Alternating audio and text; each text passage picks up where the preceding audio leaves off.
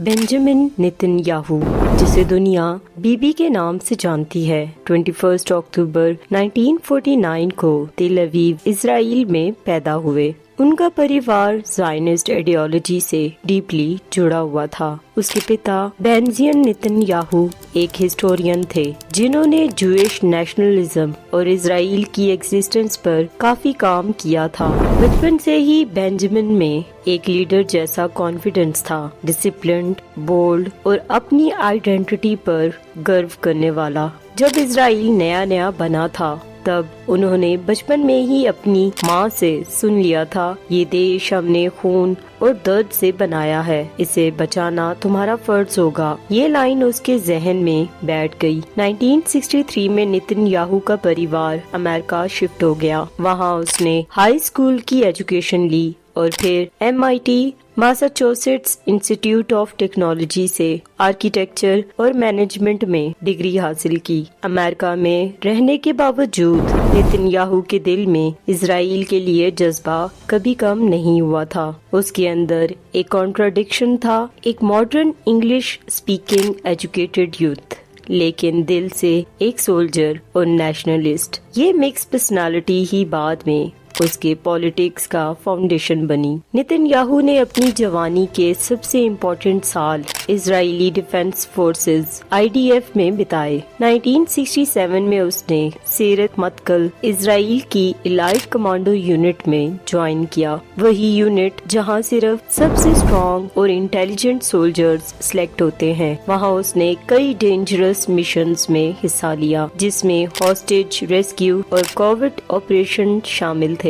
उस वक्त इजराइल के आसपास अरब कंट्रीज का टेंशन बहुत ज्यादा था और हर सोल्जर को अपनी जान दांव पर लगानी पड़ती थी। नेतन्याहू ने खुद भी कई बार डेथ के करीब जाकर अपने देश को बचाया, लेकिन उसके जीवन का सबसे बड़ा इमोशनल टर्निंग पॉइंट तब आया जब उसके बड़े भाई योनाथन नेतन्याहू 1976 के ऑपरेशन युगांडा में शहीद हो गए। ये ऑपरेशन हिस्ट्री में लिखा गया। इजरायली हॉस्टेजेस को फलस्तीन लिंक्ड हाईजैकर से छुड़वाने के लिए योनाथन उस मिशन के कमांडर थे और उनकी मौत ने बेंजामिन को अंदर से हिला दिया। उस दिन के बाद नेतन्याहू के अंदर एक नई आग जल उठी। टेररिज्म के खिलाफ लड़ाई सिर्फ मिलिट्री नहीं, सोच की जंग है। इसी से उसके पॉलिटिकल सफर की शुरुआत हुई। अपनी भाई की मौत के बाद बेंजामिन नेतन्याहू ने अपनी जिंदगी का डायरेक्शन बदल दिया। 1980s के दौर में जब पूरा वेस्ट टेररिज्म के खिलाफ पॉलिसीज बना रहा था, तब नेतन्याहू ने अमेरिका में एक एंटी टेररिज्म एक्सपर्ट के रूप में अपनी पहचान बनाई। उसने लेक्चर्स दिए, कॉन्फ्रेंसेस अटेंड किए और मीडिया इंटरव्यूज में इजराइल की सिक्योरिटी पॉलिसी को रिप्रेजेंट किया। 1984 में वो इजराइल वापस लौट आया और उसने डिप्लोमेटिक लाइफ में कदम रखा। पहले इजराइल के UN एम्बेसडर के रूप में। वहाँ उसके फ्लुएंट इंग्लिश और कॉन्फिडेंट स्पीकिंग स्टाइल ने दुनिया भर का ध्यान खींच लिया। नेतन्याहू ने UN में फलस्तीन के इशू पर इजराइल का डिफेंस इतना स्ट्रांगली किया कि कई लोग उसे इजराइल का मॉडर्न फेस कहने लगे। उसकी क्रिज्मा, बोल्डनेस और वेस्टर्न स्टाइल ने इजराइल की पॉलिटिक्स में नए स्टैंडर्ड सेट किए। कुछ ही टाइम बाद वो लिकुड पार्टी का हिस्सा बन गए, जहां उसने सीनियर लीडर्स जैसे इसहाक शामीर और एरियल शेरॉन से पॉलिटिक्स के दाव सीख लिए। ये वही वक्त था जब इजरायली पॉलिटिक्स में पहली बार एक मीडिया सेवी, camera friendly, English speaking leader उभर रहा था और उसका नाम था बेंजामिन नेतन्याहू। 1996 में 47 साल की उम्र में नेतन्याहू ने हिस्ट्री रची। वो इजराइल के सबसे छोटी उम्र के प्राइम मिनिस्टर बने। ये टाइम इजराइल के लिए बहुत चैलेंजिंग था। एक तरफ ओस्लो एकॉर्ड्स के बाद फलस्तीन के साथ पीस प्रोसेस चल रही थी और दूसरी तरफ सिक्योरिटी थ्रेट्स बढ़ रहे थे। नेतन्याहू ने अपने पहले टेन्योर में एक टफ स्टैंड लिया। पीस तभी पॉसिबल है जब सिक्योरिटी ग्रांटेड हो। उसने टेररिज्म के खिलाफ जीरो टॉलरेंस पॉलिसी लगाई और सेटलमेंट्स के इशू पर एक हार्ड लाइन स्टांस रखा। लेकिन उसका पहला टेन्योर اتنا اسموتھ نہیں تھا۔ ویسٹرن لیڈرز اور فلسطینین نیگوشیٹرز اسے ایروگینٹ اور اسٹبارن لیڈر کہتے تھے، جبکہ اسرائیل کے اندر لوگ اسے اسرائیل کا پروٹیکٹر مانتے تھے۔ 1999 میں الیکشنز ہارنے کے بعد نتن یاہو نے کچھ سال پولیٹکس سے بریک لیا، لیکن اس کا انفلوئنس کبھی ختم نہیں ہوا۔ وہ کانفرنسز اور سیکیورٹی فورمز میں اسرائیل کے ویو پوائنٹ ورلڈ کے سامنے رکھتا رہا۔ دھیرے دھیرے نتن یاہو ایک ایسا برانڈ بن گیا جو پیس ود اسٹرینتھ پر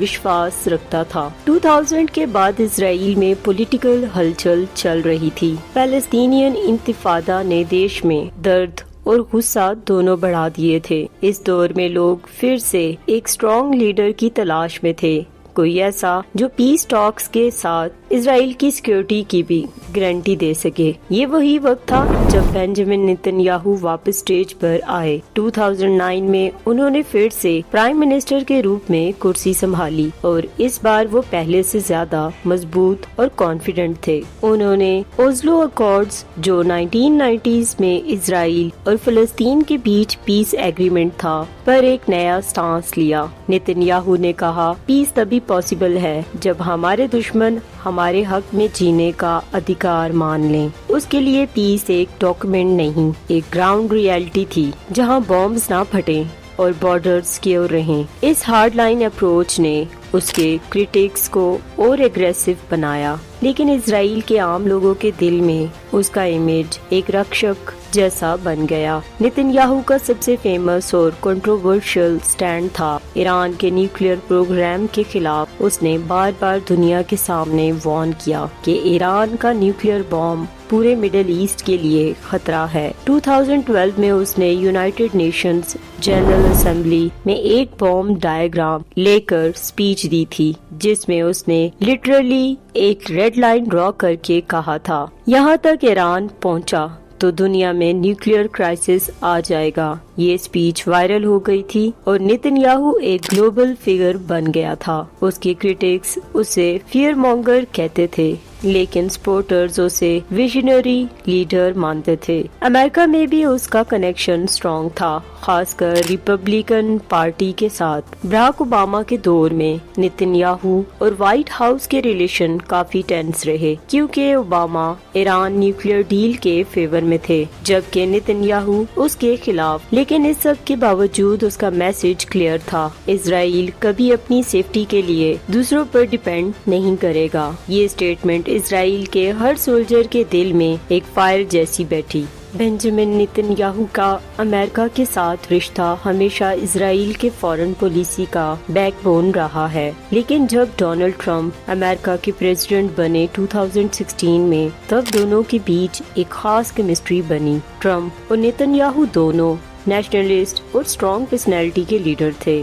دونوں اپنے دیش کی پہچان اور بارڈرز کو سب سے پہلے رکھتے تھے۔ ٹرمپ کے دور میں نتن یاہو نے اسرائیل کے لیے کئی بڑی ڈپلومیٹک جیت حاصل کی۔ 2017 میں ٹرمپ نے جیروسلم کو اسرائیل کی کیپٹل مان کر ورلڈ پالیٹکس میں ایک بڑا ارتھکویک لا دیا۔ دنیا کے زیادہ تر دیش اس فیصلے کے خلاف تھے، لیکن نتن یاہو کے لیے یہ ایک ہسٹوریکل مومنٹ تھا۔ اس نے کہا تھا، یہ فیصلہ ہسٹری کے دور کو بدلے گا۔ 2018 میں یو ایس ایمبیسی کو تل اویو سے جیروسلم شفٹ کر دیا گیا۔ یہ سمبولک سٹیپ نتن یاہو کے پولیٹیکل کیریئر کا گولڈن چیپٹر بن گیا۔ دنیا بھر میں کرٹکس نے اسے ڈینجرس موو کہا، لیکن اسرائیل کے لوگوں نے اسے اپنے ہیرو کی طرح سیلوٹ کیا۔ 2020 میں جب مڈل ایسٹ میں پیس کی ہوا چلنی شروع ہوئی، تب نتن یاہو نے ایک ایسا قدم اٹھایا جسے دنیا نے ابراہم اکارڈز کے نام سے یاد رکھا۔ اس اکارڈ کے ذریعے اسرائیل نے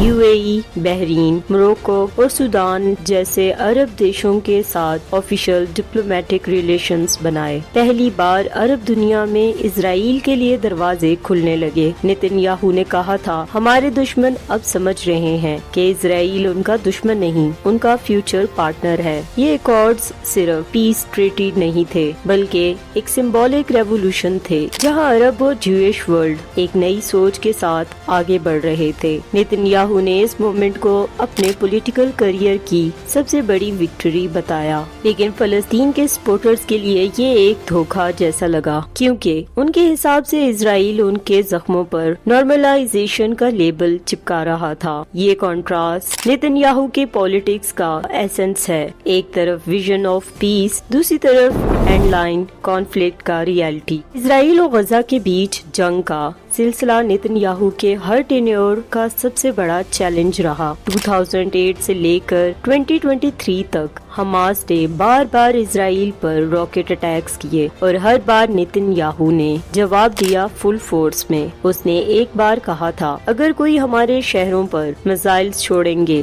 ہم ان کے لانچرز پر بجلی گرا دیں گے۔ یہ اس کی ہارڈ لائن پالیسی کا اصلی رنگ تھا۔ نیتن یاہو کے دور میں operation protective edge, operation pillar of defense اور operation guardian of the walls جیسے ملٹری کیمپینز لانچ ہوئے، جس میں غزہ کے اندر حماس کے بیس ٹارگیٹس بنے، لیکن ہر ملٹری سکسیس کے ساتھ ہیومن کاسٹ بھی بڑھتی گئی۔ غزہ میں سیولینز مر رہے تھے اور دنیا بھر میں پروٹیسٹ ہو رہے تھے۔ نیتن یاہو پر ایکوزیشنز لگتا رہا کہ اس کی اپروچ ڈپلومیسی سے زیادہ ڈسٹرکشن پر بیسڈ ہے۔ پھر بھی اسرائیل کے لوگ اسے آئرن مین آف اسرائیل کہتے رہے، کیونکہ ان کے نزدیک وہی ایک ایسا لیڈر تھا جو حماس کو اوپنلی چیلنج کرتا تھا۔ اس دور میں اسرائیل کے آئرن ڈوم ڈیفنس سسٹم دنیا بھر میں مشہور ہوا، ایک ٹیکنالوجی جو حماس کے میزائلز کو ہوا میں ہی ڈسٹروائے کر دیتی تھی۔ نیتن یاہو نے اسے اسرائیل کا انویزیبل شیلڈ کہا۔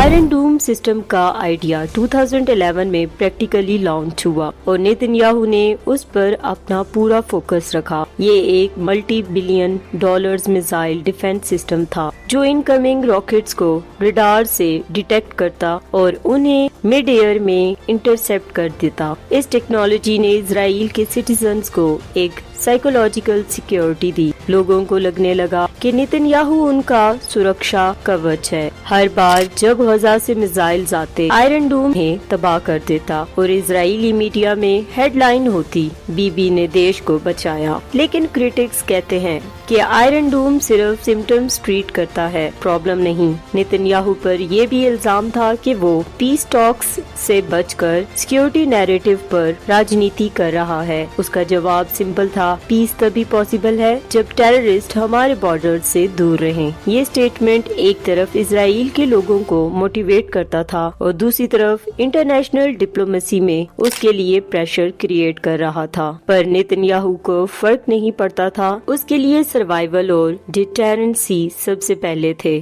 2016 کے بعد نیتن یاہو کا نام اسرائیل کے سب سے بڑے کرپشن سکینڈل میں آیا۔ اس پر 3 الگ الگ کیسز میں الزام لگے، جسے میڈیا نے کیس 1000، کیس 2000 اور کیس 4000 کے نام سے رپورٹ کیا۔ یہ کیسز مینلی برائب، فراڈ اور مس یوز آف پاور سے جڑے ہوئے تھے۔ کہیں بلینئر بزنس مین سے گفٹس لینے کا ایکوزیشن تھا تو کہیں میڈیا کمپنیز کو فیور دینے کا۔ اس سکینڈل نے نیتن یاہو کی امیج پر داغ لگا دیا۔ اپوزیشن نے اسے پاور ہنگری ڈکٹیٹر کہہ کر کریٹیسائز کیا، جبکہ نیتن یاہو کا کہنا تھا یہ سب ایک پولیٹیکل وچ ہنٹ ہے۔ 2020 میں جب اس کا ٹرائل شروع ہوا، پورا اسرائیل ڈیوائیڈ ہو گیا۔ کچھ لوگ سڑکوں پر بی بی مسٹ گو کے پلے کارڈز لے کر آئے، جبکہ اس کے سپورٹرز نے کہا یہ ہمارا ہیرو ہے جو اینیمی سے بھی لڑتا ہے اور کورٹ سے بھی۔ یہ ٹائم اس کے لیے ایموشنلی اور پولیٹیکلی دونوں طور پر تھکا دینے والا تھا، لیکن نیتن یاہو نے ہر کورٹ اپیئرنس میں کانفیڈنٹ اسمائل کے ساتھ کہا میں سچ کے ساتھ کھڑا ہوں۔ یہ اس کی پرسنل برانڈنگ کا حصہ بن گیا، ایک ایسا لیڈر جو ہر سٹارم کے سامنے سیدھا کھڑا رہتا ہے۔ جب سب کو لگا تھا کہ نیتن یاہو کا ایرا ختم ہو گیا، تب اس نے پھر سے کم بیک کیا۔ 2022 میں اس نے الیکشنز جیت کر ایک بار پھر پرائم منسٹر کی کرسی سنبھالی، لیکن اس بار اس کے ساتھ ایک hard line right wing coalition تھی۔ नेतन्याहू ने अपनी नई टर्म में एक कंट्रोवर्शियल प्लान लॉन्च किया, जुडिशियल रिफॉर्म्स बिल, जिसमें कोर्ट्स की पावर्स को लिमिट करने की बात थी। ये स्टेप उनके खिलाफ सबसे बड़े प्रोटेस्ट का रीजन बना। इजराइल के शहरों में लाखों लोग सड़कों पर उतर आए और मिलिट्री रिजर्विस्ट ने भी ओपन क्रिटिसिज्म किया, लेकिन नेतन्याहू ने कहा कि जुडिशरी रिफॉर्म्स डेमोक्रेसी के लिए जरूरी हैं ताकि इलेक्टेड गवर्नमेंट की डिसीजंस को कोर्ट्स ब्लॉक ना कर सके। उसने अपने सपोर्टर्स से कहा, मैं इजराइल को तोड़ने नहीं मजबूत करने आया हूँ। ये मोमेंट नेतन्याहू के करियर का सबसे बड़ा डिवाइसिव फेज बन गया। एक तरफ उनका लॉयल बेस, दूसरी तरफ लिबरल ऑपोजिशन। फिर भी नेतन्याहू ने हर क्राइसिस को अपने नैरेटिव में बदला। मैं पूरा सिस्टम रिफॉर्म कर रहा हूँ। 7 अक्टूबर 2023 ये दिन इजराइल के लिए नाइटमेयर बन गया। हमास ने एक मैसिव सरप्राइज अटैक लॉन्च किया, जिसमें उन्होंने रॉकेट्स, ड्रोन्स और ग्राउंड फाइटर्स के जरिए इजराइल के अंदर घुसकर सिविलियन लोगों पर हमले किए। इसमें 1000 से ज्यादा लोग मारे गए और कई हॉस्टेजेस गजा ले जाए गए। यह अटैक इजराइल की इंटेलिजेंस और डिफेंस के लिए एक शॉक था, क्योंकि किसी ने भी नहीं सोचा था कि हमास इतना बड़ा ऑपरेशन कर सकता है। पूरे देश में इमरजेंसी डिक्लेयर कर दी गई। नेतन्याहू ने रात में ही एक हिस्टोरिकल टीवी एड्रेस दिया, जिसमें उसने कहा इजराइल जंग में है। उसने हमास को एनिमल्स कहा और उनके खिलाफ full scale military response announce कर दिया। गजा पर हैवी एयर स्ट्राइक्स हुए और पूरा शहर रबल में तब्दील होने लगा। नेतन्याहू ने प्रॉमिस किया कि हमास अपनी जिंदगी का सबसे बड़ा दाम चुकाएगा, लेकिन जल्द ही ग्लोबल मीडिया में और ह्यूमैनिटेरियन ग्रुप्स ने सिविलियन डेथ्स पर सवाल उठाए। इस वॉर ने सिर्फ गजा नहीं, पूरी दुनिया में डिवाइड क्रिएट कर दिया और नेतन्याहू फिर से सेंटर ऑफ ग्लोबल डिबेट बन गए। जब गजा के विजुअल्स दुनिया के न्यूज चैनल्स पर दिखने लगे, तब यूनाइटेड नेशंस, यूरोपियन यूनियन और अमेरिका के अंदर भी इजराइल पर प्रेशर बढ़ने लगा। दुनिया भर में प्रोटेस्ट हुए और लोगों ने सीज फायर नाउ के स्लोगन्स लगाए, लेकिन नेतन्याहू ने हर अपील को इग्नोर करते हुए कहा, cease fire only after Hamas is finished. उसके लिए वार सिर्फ रिटेलिएशन नहीं थी, बल्कि एक मैसेज था कि इजराइल किसी भी अटैक पर कभी कॉम्प्रोमाइज नहीं करेगा। अमेरिका के अंदर भी बाइडेन एडमिनिस्ट्रेशन के साथ उसके रिलेशंस स्ट्रेंड हो गए। वाशिंगटन ने ह्यूमैनिटेरियन पॉज की डिमांड की, लेकिन नेतन्याहू ने कहा, मैं अपने देश की सेफ्टी पर पॉलिटिक्स नहीं कर सकता। इस टफ बॉर्न एटीट्यूड ने उसकी इमेज और भी पोलराइजिंग बना दी। एक तरफ इजराइलीज उसे प्रोटेक्टर ऑफ नेशन कह रहे थे, दूसरी तरफ दुनिया के ह्यूमन राइट्स ग्रुप उसे वॉर क्रिमिनल कह रहे थे। लेकिन नेतन्याहू जानता था पावर में रहने के लिए फियर और फेथ दोनों जरूरी होते हैं, और उसने दोनों को एक वेपन बना लिया। बेंजामिन नेतन्याहू की कहानी सिर्फ एक पॉलिटिशियन की कहानी नहीं है, ये एक आइडियोलॉजी, एक माइंडसेट और एक फाइट का सिंबल है। उसने अपनी पूरी जिंदगी इजराइल की सुरक्षा और आइडेंटिटी के लिए लड़कर गुजारी। एक तरफ वो मॉडर्न इजराइल का आर्किटेक्ट माना जाता है, उन्होंने इकोनॉमी और टेक्नोलॉजी को सुपर पावर लेवल पर पहुंचा दिया, और दूसरी तरफ उन्हें अथॉरिटेरियन लीडर भी कहा जाता है, जिन्होंने डेमोक्रेसी के पिलर्स को चैलेंज किया। नेतन्याहू का नाम आज भी हर डिबेट में दो एक्सट्रीमिस्ट के बीच घूमता है, प्रोटेक्टर और पोलराइजर। उसका पॉलिटिकल फ्यूचर अब भी अनसर्टन है, लेकिन एक बात पक्की है, बेंजामिन नेतन्याहू ने इजराइल और मिडिल ईस्ट की पॉलिटिक्स का दौर बदल दिया। उसकी वजह से इजराइल एक रीजनल पावर बना, आयरन डूम एक शील्ड बना और डिप्लोमेसी एक नया शेप ले गई। लेकिन उसके डिसीजंस ने भी दर्द और डिस्ट्रक्शन का सिलसिला छोड़ा, जिसे दुनिया कभी भूल नहीं पाएगी। जब आने वाली पीढ़ी इजराइल के इतिहास को पढ़ेगी, तो वो ये लाइन जरूर लिखेगी, बेंजामिन नेतन्याहू एक ऐसा नेता जिसे सिर्फ समझा नहीं जा सकता, जिसे या तो पूरा प्यार करते हैं یا پورا نفرت۔ یہ تھی بنجامن نتن یاہو کی کہانی، ایک سولجر، ایک سپیکر، ایک اسٹریٹجک اور ایک ایسے لیڈر کی جنہوں نے اسرائیل کے ہر کرائسس کو اپنا بیٹل فیلڈ بنا دیا۔ ان کے ڈیسیژنز نے دنیا کو ڈیوائیڈ کیا، لیکن انہوں نے اپنے دیش کے لیے ہر بار دنیا سے ٹکر لی۔ آج بھی جب اسرائیل کا نام لیا جاتا ہے تو نتن یاہو کا چہرہ ان کے ساتھ جوڑا جاتا ہے۔ ہیرو ہو یا ویلن، یہ فیصلہ وقت کرے گا۔ دوستو، یہ تھا ہمارا آج کا ویڈیو۔ آئی ہوپ سو ہمارا یہ ویڈیو آپ کو پسند آیا ہوگا۔ اگر آپ کو یہ ویڈیو تھوڑا بھی انفارمیٹیو لگا ہو تو ویڈیو کو لائک، کمنٹ اور شیئر کرنا مت بھولیے گا۔ ملتے ہیں آپ سے نیکسٹ ویڈیو میں، تب تک کے لیے take care of yourself and bye bye.